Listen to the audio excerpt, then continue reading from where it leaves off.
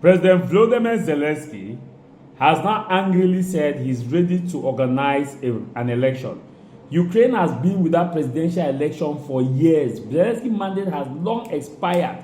He has refused to call for an election until Donald Trump started calling him out, started attacking him that Zelensky is a dictator. That how can you claim to be a Democrat and you have not organized an election? How can you claim to be a Democrat, you are silencing people from talking? How can you claim to be a Democrat and you are attacking churches who are criticizing your policies of the war with Russia? Zelensky today have decided that he will organize an election on one condition: if Europe and America will give security guarantee. This is Zelensky. Ladies and gentlemen, what should we do?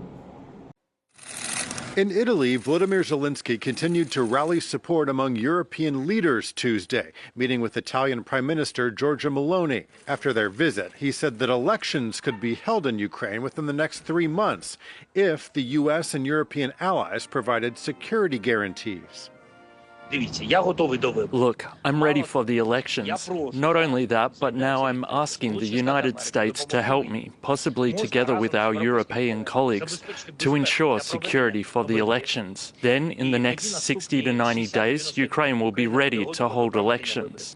The surprise announcement was perhaps a response to accusations lodged by Donald Trump in a Politico interview released earlier in the day. They haven't had an election in a long time. You know, they talk about a democracy, but it gets to a point where it's not a democracy anymore. In the same interview, Trump said Russia had the upper hand and that Ukraine needed to play ball.